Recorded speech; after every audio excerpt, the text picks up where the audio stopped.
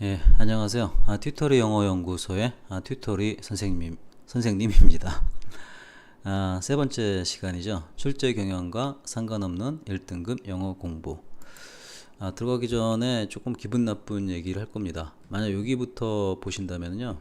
여기부터 보시는 분은 실패자 인생입니다.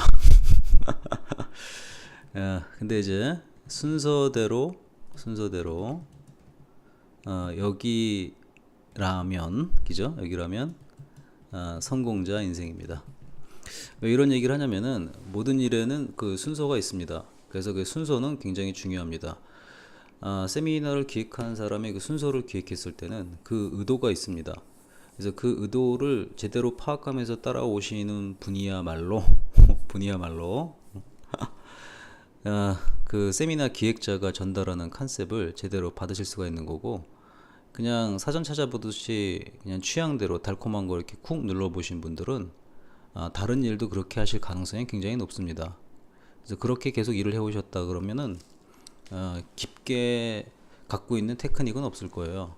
그러니까 이제 공부도 마찬가지입니다. 공부도 수학 단원별로 취향에 맞는 거 하면은 재미는 있겠지만은 수학 단원이 배치되어 있는 이유가 있습니다. 그 배치된 순서대로 공부해야지 그 효과를 그대로 얻어갈 수가 있는 거죠. 아무래도 그 교과서를 만들거나 참고서를 만드는 사람들이 그 책으로 공부하는 사람들보다는 훨씬 더 많은 지식의 소유자들이잖아요. 그런 것들을 무시한다는 것 자체가 제가 최근에 많이 강조하는 그 절대 가치의 기준을 존중하지 않는 태도입니다. 그러니까 이제 지금 여기 보고 계시다면은 빨리 꺼버리고 다시 처음부터 차근차근 따라오시기를 간절히 바랍니다. 자, 이제 출제 경영과 상관없는 1등급 영어 공부라고 그랬는데, 이거는 어떻게 보면은 당연한 건데도 불구하고 사람들의 심리상 이렇게 출제 경영에 이제 목을 놓는 경우가 있습니다. 출제 경영에 목을 놓는 이유는 굉장히 좀 단순한 것 같습니다. 달콤하거든요. 왠지 그것만 하면은 성적이 나올 것 같다라는 생각을 합니다. 한번 그 지난 여태까지 그 시험을 응시하면서 한번 경험을 한번 살펴보세요. 영어 시험지 같은 경우 전년도 시험지 보는 게 많이 도움이 됐나요? 요즘 선생님들도 전년에 낸 거랑 똑같이 냅니까? 문제 많이 겹쳐봤자 한두 개밖에 겹치지 않습니까? 그렇다고 경향이 파악됐는데 그 경향이 파악됐으면 거기에 맞춰서 뭘 준비합니까? 그다지 크게 준비하는 거 없죠. 그냥 심리적인 효과만 있지 않습니까? 그리고 솔직히 영어 같은 경우에는 시험 문제를 보는 게 그닥 별로 도움이 안 됩니다. 그거 할 시간에 그 지문 공부를 확실히 하는 게 훨씬 더 득입니다. 그래서 지문 공부를 확실히 하는 게 출제 경영과 상관없이 1등급 영어를 맞을 수 있는 가장 확실한 방법입니다. 공감을 못 하겠습니까? 공감을 조금 해드릴까요? 자, 이제 뭐 토플 준비 많이 하시는데 토플 준비할 때 토플 책으로 하시는 분들이 토플 점수가 잘 안 나옵니다. 그래서 토플 공부할 때 보면은 평소에는 일반 영어를 공부해야 됩니다. 일반 영어를 공부하고 있다가 시험 즈음에 비로소 이제 토플 경향을 맞추면 됩니다. 그러면 점수 잘 나옵니다. 일반 영어 실력이 는 상태에서 토플 경향을 맞추는 거는 어렵지가 않거든요. 근데 토플 경향만 죽어라고 공부하잖아요. 그다지 점수가 높게 나오지 않습니다. 그래서 토플 준비해 보신 분들은 아마 공감하실 겁니다. 그럼 수능 준비하는 거는 또 다르냐? 수능도 마찬가지죠. 수능도 맨날 모의고사만 공부하는 게 아니잖아요. 평소에는 이제 일반 영어에 쏟아가지고 자신의 레벨에 맞게 실력을 키우는 겁니다. 그리고 시험 즈음에 해가지고는 뭘 하는 겁니까? 바로 이제 수능 경향을 맞춰가지고 모의고사 풀이를 들어가는 겁니다. 이게 기본적인 공부의 방향이겠죠. 그럼 학교 영어 내신이라고 이게 다르겠습니까? 학교 영어 내신도 똑같습니다. 평소에 영어 내신만 죽어라 하는 애들 한번 살펴보십시오. 영어 내신 잘 나오나? 잘 안 나옵니다. 경험 해보지 않았어요? 고등학교 댕기시는 분이 있다면 경험했을 겁니다. 그러니까 지금 현재 이제 특목고나 자사고나 자공고를 댕기고 있는 애들 같은 경우에는 너무나도 깝깝하기 때문에 영어 내신만 죽도록 하면 점수가 잘 나올 것이다 이런 착각하는데 잘 안 나왔죠. 그 이유가 뭔지 아십니까? 그 필요한 그 일반 영어 실력이 안 돼 있기 때문에 시험지를 보는 눈이 잘 안 보이는 겁니다. 이 말이 무슨 말인지 이해가 안 되나요? 지금 고등학교 1학년 이상의 영어 실력을 가지고 중학교 1학년 영어 책을 보세요. 너무나도 많은 게 보입니다. 그죠? 그리고 대각선으로도 보면서, 대각선으로 픽픽 보면서도 어떤 게 보입니까? 시험 문제 요소가 보이죠? 그거하고 똑같습니다. 근데 이제 중학교 1학년짜리가 중학교 1학년 교과서를 보면 어때요? 그런 게 보이나요? 안 보이나요? 안 보입니다. 여러분들도 중1 때 잘 안 보였잖아요. 지금 이제 중1, 2, 3 거치고 고등부쯤 되면은 보일 거 아니에요. 또 이제 중3이라면은 중1 거를 볼 때도 또 보일 거 아니에요. 선생님이 뭘 얘기하는지 알겠죠? 따라서 출제 경향과 상관의 1등급 영어 공부는 일반적인 영어 공부를 해야 된다는 얘기를 해주는 거예요. 자, 지나가는 길에 잠시 광고 좀 하겠습니다. 광고 안 되니까 끄지 말고 좀 보세요. 광고 짧습니다. 1분 정도밖에 안 걸리니까 들어줄 수 있죠. 영어 초보자를 위한 직독직해 훈련법 세미나가 있습니다. 직독직해 훈련법 세미나가 다음 주에 있으니까 본 강의 들으시고 선생님 방식의 직독직해 테크닉을 갖고 싶은 분들은 한번 참여하시기를 바랍니다. 선생님 방식의 직독직해가 궁금하면은 저희 홈페이지 tutory.com 치고 들어가면은 여기 웹사이트가 뜨잖아요. 그 웹사이트에서 왼쪽을 이렇게 쭉 살펴보시면은 직독직해의 본질이라는 코너가 있습니다. 그 직독직해의 본질이라는 코너에 들어가셔가지고 여기가 좀 분류했더니 이런 게 막 뜨네요. 그냥 무시하고 하겠습니다. 여기서부터 밑에서부터 위에까지 차근차근 다 하나 열어보시면서 강의도 듣고 설명도 듣고 해보세요. 그러면 분명히 알게 될 겁니다. 선생님한테 직독직해 한번 수업 들어도 되겠다 이런 느낌이 팍팍 올 거예요. 자, 이제 그러면 선생님이 뭘 요구하는지 좀 잘 따라올 수 있겠죠. 그래서 그렇게 공부하기 위해서는 거기 지문 공부 방법을 갖다가 조금 익힐 필요가 있습니다. 지문 공부 순서를 가르쳐 줄게요. 지문에는 당연히 이제 교과서도 있고 그 다음에 이제 부교재도 있습니다. 뭘 공부하든지 간에 다음과 같은 스텝을 조금 거쳤으면 좋겠습니다. 제일 처음에는 그냥 너무나도 편안하게 짝대기로 표시할까요? 너무나도 편안하게 물리적 학습을 하면 됩니다. 두 번째는 물리적 학습했으니까 어떻게 하면 돼요? 정신적 학습을 해야겠죠. 그 다음에 세 번째는 어떤 학습을 해야 됩니까? 문맥적인 학습을 좀 했으면 좋겠습니다. 네 번째는 이제 드디어 이제 경향적 학습을 했으면 좋겠습니다. 이렇게 타이틀만 적어 놓으니까 무슨 말인지 잘 모르겠죠. 제가 이제 구체적으로 밝혀 드리겠습니다. 그러니까 물리적으로 처음에 공부한다는 건 기계적으로 공부한다는 뜻입니다. 그러니까 구문을 잘 파악해야 되고 문법 요소 파악해야 되고 기계적인 해석을 한번 해봐야 됩니다. 그 다음에 정신적인 학습을 한다는 거는 말 그대로 한 지문에서 주제나 흐름을 좀 파악해야 됩니다. 요거를 소홀히 하지 않아야지만이 거기 문맥에 관련된 화살표가 좀 디자인이 예쁘지가 않죠. 문맥에 관련된 문제를 풀 수 있습니다. 바로 이제 서술형이죠.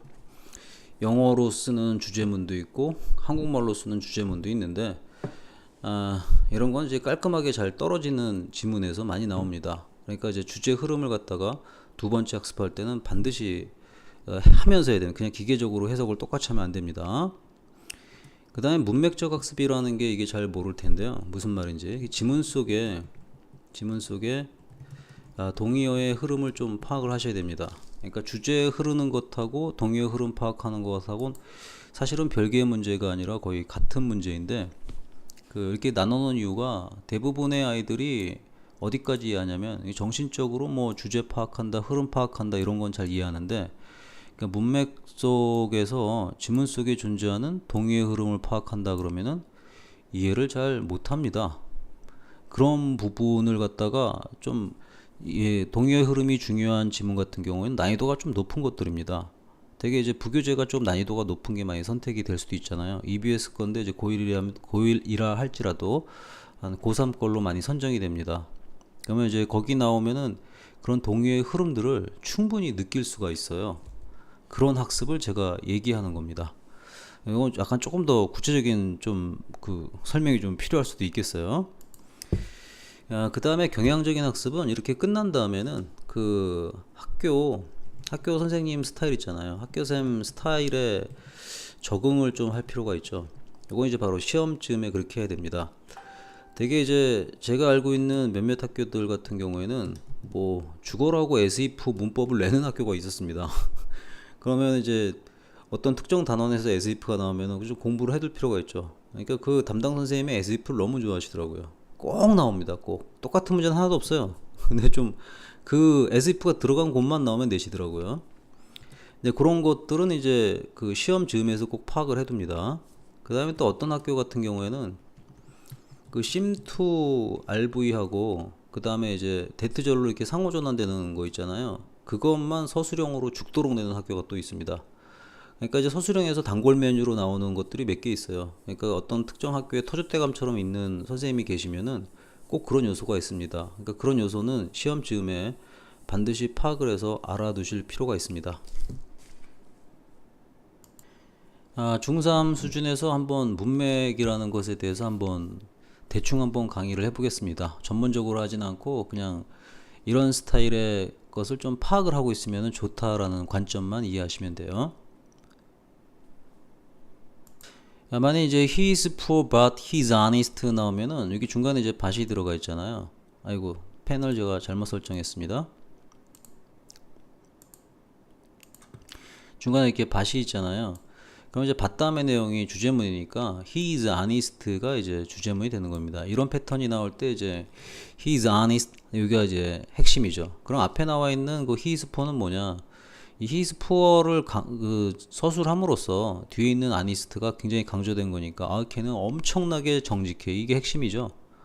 그러니까 이제 이렇게 단순한 것 같은 건 알지만 이걸 조금 꽈도 똑같이 갈 수 있어야 됩니다. 여기 좀 조그만 글씨로 나왔는데 보입니까? He's poor but he's honest 나오면 He's really honest 해가지고 이렇게 really를 그냥 really의 의미하고 위에 나와 있는 거기 He's poor but이 똑같다는 겁니다. 이해됐죠? 그 이제 although나 though를 써가지고도 똑같이 표현할 수 있죠. 비록 그는 가난하지만 He's honest. 그는 정직하다. 이렇게 나와도요. 맨 앞에 나와 있는 although he's poor 같은 경우에는 당연히 그냥 really를 이렇게 대치될 수 있다는 얘기를 해주는 겁니다. 이런 게 이제 한순간에 파악하는 문맥이죠. 글씨가 너무 작은 것 같아서 제가 좀 거기 화면을 키웠습니다. 여기도 보세요. 얼도가 나오는 순간 이 카마를 확인했죠. 그러면 솔직히 얘기해서 여기 나온 내용은 솔직히 쓰레기입니다. really로 있고 그는 아무데도 못 가. 이것만 읽으면 됩니다. 그럼 속독이 가능해지죠. 앞에 거 꼭 해석하고 싶으면 하셔도 됩니다. 해볼까요? 비록 그는 많은 시간을 써가지고 그 짓을 했지만 he couldn't get anywhere. 어디도 갈 수가 없었다. 뭐 이런 의미죠. 결국은 뭐예요? 뭘 강조하는 겁니까? 다시 한번 얘기하지만 he couldn't get anywhere를 강조하는 겁니다. 이게 제가 지금 이게 문장으로만 얘기해주고 있는데 이런 요소들이 거기 지문 속에서도 공존을 한다는 거예요. 그런 걸 잘 파악하는 게 문맥이라는 거죠. 요런 지문 형태가 나오는 걸 역접이라고 그래요. 이렇게 지문의 스토리가 앞부분에서 이렇게 막 쫙 흐르잖아요. 쫙 흐르는 것 같은데, 선으로 해볼까요? 쫙 이렇게 흐르는 것 같은데, 사실 앞에 있는 여기 얘기가 다 썰이에요, 썰. 의미가 없죠. 어디서부터 중요하냐면은, 밭 다음에 나오는 내용부터가 여기가 알맹이에요. 여기서부터 알맹이죠. 따라서 이런 글 구조가 눈에 딱 들어오게 되면은, 구조상으로 볼 때도 이 파트에 주제문이 포진하고 있다는 겁니다.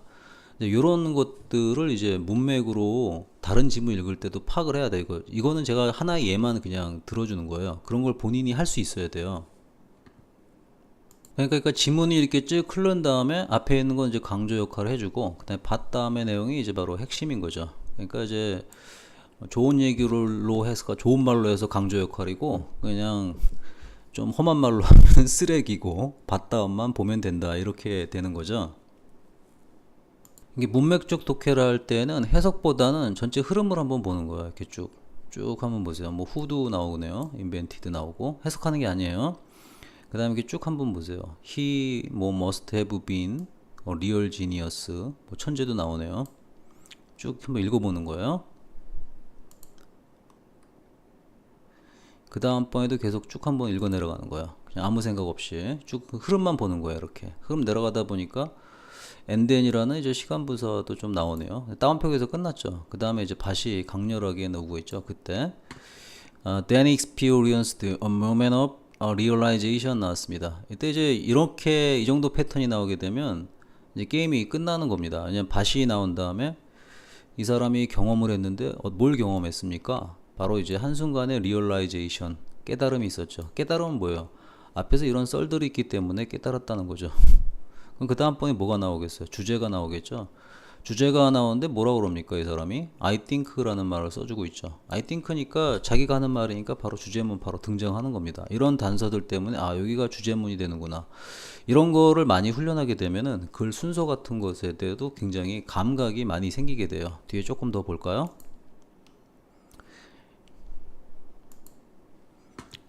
그 다음에 이제 여기 보면은 잘못 이끌었다니까 앞에 했던 짓이 내가 썰짓이다 이런 얘기 해주고 노안 나오죠. 아무도 어때요? 모든 요소를 발명하진 않았구나 이 소리 나오죠. 자동차에 있어서 많은 사람들이 아주 중요한 발견들을 했구나. 이 발견들이 궁극적으로 도달한 게 자동차 발명이더라. 뭐 이런 얘기를 해주고 있습니다. 그러니까 이제 자동차라는 한 가지가 나오려면은 자동차의 구성 요소를 각각 발견한 여러 요소들이 있어야 된다는 내용이죠. 그게 바로 주제겠죠. 그러면은 여기서 답을 한번 찍어 보세요. 찍을 수 있겠죠. 뭐 설마 뭐 이런 거 찍고 이러시는 분들 없겠죠. 그죠? 뭔지 알겠죠? 답 일부러 얘기 안 해줍니다. 생각하라고. 이렇게까지 해줬는데도 답을 못 찍는다면은 영어 문제가 아니라 이제 국어에 상당히 좀 에러가 있는 겁니다. 그런 부분을 훈련을 통해 가지고 뇌를 갖다가 좀 단련시키는 과정이 좀 필요해요. 그러면 이제 문맥적 흐름으로 어떻게 읽는다는 걸 좀 알겠죠. 이게 이제 동요의 흐름은 제가 아직 캐치를 안 해줬는데 요거는 거기 제가 오늘 여러분들한테 선물로 준비한 그 첫다이 예비고일에 약간 나와요. 첫다이 예비고일이라는 책에 그 문맥에서 동요 흐름을 찾는 내용들이 조금 나옵니다. 그거를 좀 참조하셨으면 좋겠어요. 그러니까 책 꼭 받아가셔야겠죠. 받아가시려면 어떻게 해야 돼요? 요약도 잘하고 질문도 좀 한두 개씩 해주셨으면 좋겠습니다. 요약을 하면 본인한테 좋은 거 아닙니까? 자, 그 다음에 이제 경향적인 건데요. 여기 이제 학교 선생님 스타일을 좀 잘 파악하시라는 얘기를 했죠. 이게 제 경험을 좀 얘기해 주면은 일단은 잘 모르는 선생님을 처음 만나요. 만나면 일단은 무작정 필기를 해봤어요. 그리고 나서 이제 시험을 봤겠죠. 그 다음에 필기 내용하고 시험을 대조해 보니까 모르겠습니다. 저 같은 경우에는 하나도 안 나왔더라고요. 하나도 안 나옴이란 건 뭐예요? 선생님이 필기를 그냥 기분파로 하는 거고 필기가 자기가 뭐 했는지 관리를 별도로 안 하시는 분이에요. 이럴 경우에는 필기가 중요하지 않기 때문에 그냥 지문만 공부하면 되는 겁니다. 학교 선생님마다 좀 달라요. 그 선생님 경향을 자기가 수업 받으면서 빨리 좀 파악을 하셔야겠죠. 그 다음에 애들이 좀 힘들어하는 게 서술형 대비 방식에 대해서 조금 힘들어합니다. 세술형 대비 방식에서 가장 좋은 방법은 A4 용지를 꺼내놓고 전문장을 쓰기를 하는 게 좋습니다. 쓰기를 할 때는 어떤 방식이 좋냐면 왼쪽에는 영문을 써주고 오른쪽에는 이제 국문을 써주는 게 좋습니다. 이때 국문을 쓸 때는 당연히 이제 직독직해 방식으로 해주시고 거기다 플러스로 이제 문법 요소나 이제 구문 요소를 노팅을 해주시면 됩니다. 이런 식으로 전 교재를 한 번씩 서술형 대비해가지고 한번 써보잖아요. 문장 기억 엄청 올라갑니다. 또 이제 특목고 정도 왔으면 영어 좀 했을 테니까 이런 작업만 좀 해주게 되면은 뇌가 시원해지는 걸 느낍니다. 이걸 언제 다 하냐? 하는 사람 있어요. 근데 해가지고 맨날 그 어려운 학교 내신이더라도 항상 90점 이상 맞고 이러는 친구들이 있습니다. 일반고는 90점이 별거겠지만 특목에서 90점대 나온다는 건 거의 기적의 점수입니다. 영어 노트 작성료인데요. 왼쪽에다 이렇게 문장을 한번 써보는 거죠. He is the student who studies English. 그 다음에 똑같이 쓰는 거예요. 그는 학생, 그죠? 똑같죠 순서가. 으로서 공부한다 영어를. 그 다음에 이제 필기도 오른쪽에 다 해주는 거예요. 후는 관계대명사 주격이다 뭐 이런 거 써주는 거. 이쪽에는 이렇게 마크 표시만 해놓은 거 보이죠? 여기도 마찬가지죠. 그는 갔다 그 장소에. 그 다음에 where라는 것도 이제 표시만 해놓고 그 설명을 어디다 합니까? 오른쪽에다 이렇게 살짝 쿵 적어주는 겁니다. 어때요? 이런 식으로 영어 노트 작성하면 좀 편하겠죠? 이런 식으로 전체 문장을 한번 써보세요. 이거 갖다가 이렇게 여기서 나온 것처럼 글씨를 깔끔하게 쓰라는 게 아니라 자기만 알아볼 수 있는 글씨로 스피드하게 쓰면서 막 해보세요. 그러면 서술형 대비 자동으로 되는 거 느낄 겁니다. 이렇게 이제 전문장 쓰는 게 힘들다. 그러면 이제 차선책이 뭐냐면 지문 밑에 해석이라도 한번 적어보세요. 해석을 눈으로 보고 이렇게 이해하는 것하고 자기가 적어보면은 구문을 파악하지 못한 걸 발견하게 됩니다. 그래서 꼭 한번 적어보라는 거예요. 적어보면 달라요. 해석이 안 되는 게 나와요. 깔끔하게 안 되는 데가. 거긴 자기가 모르는 데예요. 그런 데 같은 경우가 만약에 서술형 영작 파트에 나온다 그러면 여러분들이 놓칠 수 있으니까 거기를 조금 공부하셔야 돼요. 이해됐죠? 그 다음에 이제 그 공부를 하면서 논리에 잘 맞는 문장들은 따로 정리하세요. 논리 잘 맞는 문장들이 있어요. 논리 잘 맞는 문장들은 거기서 단답형이 나와요. 왜 그러냐면은 그 시험 문제를 낼 때 답이 명확한 게 좋거든요. 답이 명확하지 않게 되면은 애들이 항의하게 되고 학부모들도 항의하게 되니까 선생님들도 귀찮아요.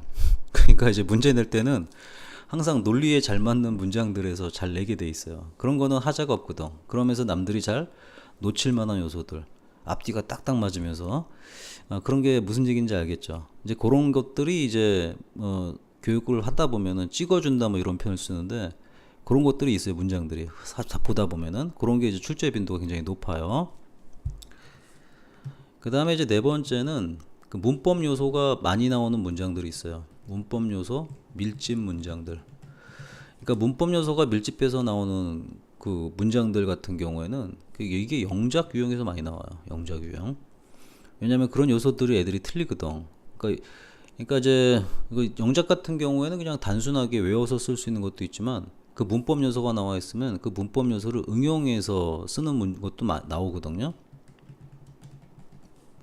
그러니까 그런 것들을 시험 공부하다가 따로 분리해서 정리를 해야 돼요. 그러니까 결국에는 다 어디에 걸치게 돼 있어요. 결국에는 다 1번에 걸치는 거예요. 전문장 쓰기를 하면서 뭘 파악한다? 논리에 잘 맞는 문장도 파악하는 거죠. 그리고 문법 요소 밀집 문장들도 파악을 하는 거고, 전문장 쓰면서 당연히 뭐 직독직해 하다 보니까 해석도 적는 거죠. 결국에는 1번을 하게 되면은 그 밑에 있는 거를 별도로 할 필요가 없는 거죠. 정리만 나중에 따로 빼주면 되는 거니까.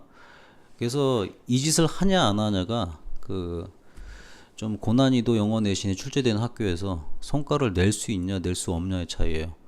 객관식은 다들 비슷하잖아. 차이가 어디서 나요? 서술형에서 난단 말이야. 서술형에서 네가 많이 틀린 데가 어디겠어요? 단답형이야? 아니잖아. 영작 유형에서 엄청 많이 틀리잖아. 그럼 영작 유형을 정복하기 위해서 그 많은 지문에 나온 걸 다 딸딸딸 외운다? 불가능하잖아. 그렇지만 특정 지문마다 문법 요소가 밀집해 있는 문장들은 골라낼 수가 있거든. 그런 거를 골라낸 다음에는 트레이닝을 계속 해줘야 돼. 그러면은 서술형 대비해서 어느 정도 커버가 됩니다. 이렇게 선생님 홈페이지 들어가면은 그 고등영어 내신 비법이라는 데가 있어요. 고등영어 내신 비법 찾았나요? 찾았네요. 제가 하도 많이 이것저것 많이 만들어 놓다 보니까 강의하다가 제가 못 찾는 경우가 나오더라고요. 강의할 때는 이게 뭔가 좀 정신이 좀 뜬 상태잖아요. 그러다 보니까 좀 평소엔 잘 찾다가 화면에 잘 집어넣으려니까 잘 안 되더라고요. 여기 나와 있는 이제 고등영어 비법이 애들 내신을 위해서 제가 만들어 놓은 거니까 요거는 다 개방이 돼 있으니까 편하게 공부할 수 있을 거예요. 한번 클릭해 볼까요? 클릭하니까 이렇게 깔끔하게 뜨죠. 깔끔하게 뜹니다. 화면에 맞춰줬어요. 그러면 1, 뭐 2, 뭐 3 하는 방법들이 나와 있습니다. 여기에서 나온 방법들은 그 일반고 타겟으로 제가 만들어 놓은 거지만은 그 특목고 학생들이 봐도 참조할 만한 내용들입니다. 그래서 여기 내용을 좀 참조한 상태에서 어떻게 공부하는지를 좀 파악이 되면은 아까 제가 설명했던 방식대로 넘어오시면 돼요.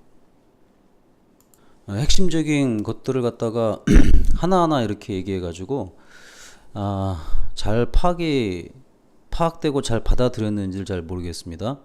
이 지문 공부 순서는 처음부터 1, 2, 3, 4를 다 하라는 게 아니에요. 처음 볼 때는 물리적으로, 두 번째 볼 땐 정신적으로, 세 번째 볼 땐 문맥 파악, 네 번째 볼 때는 이제 학교생 스타일을 적용하면서 보라는 뜻입니다. 그리고 이제 서술형 대비 방식 같은 경우에는 전문장을 한번 쓰는 거죠. 작정하고. 그래서 쓸 때 이제 기계적으로 쓰면 의미가 없다는 거죠. 약간 띵킹을 하면서 적어야지. 기계적으로 쓰면 뺏기는 것밖에 더 되잖아. 뺏기는 게 뇌 훈련이 돼요, 안 돼요? 안 되잖아요. 그러니까 여기에서 서술형 대비를 하면서 이런 것들을 자기가 골라내는 힘이 생기게 돼요. 안 해보신 분이 있다면 귀찮다 생각하지 말고 해보세요. 이걸 갖다가 자꾸 선생님들한테만 의존하려고 그러면은 자기 주도 학습이 한평생 안 됩니다. 언젠가는 뭐 지금 고등학교 다닐 때는 계속 조금 도움을 받는다 치더라도 대학교 가고 그 다음에 그 이상의 것을 공부할 때는 스스로 해야 되지 않아요? 그 스스로 하는 걸 연습한다 생각으로 하시면 괜찮아요. 저 같은 사람 같은 경우는 이런 가이드라인을 정해주면은 그런 가이드라인을 어떻게 활용할까를 먼저 생각하셔야겠죠. 저는 그게 진짜 진정한 교육이라고 생각을 합니다. 자, 이제 3차 요약문하고 질문 제대로 작성해 주시고요. 그리고 이제 세미나에서 얻어간 내용 가지고 머릿속에만 넣어두지 말고 당장 오늘부터 실천을 하세요. 전부 다 할 수 없으니까 딱 한 가지만이라도 하세요. 그러면은 그 한 가지가 동기가 돼서 그 다른 행동을 끌어당길 겁니다. 그런 식으로 일을 처리하는 거고 공부를 처리하는 거예요.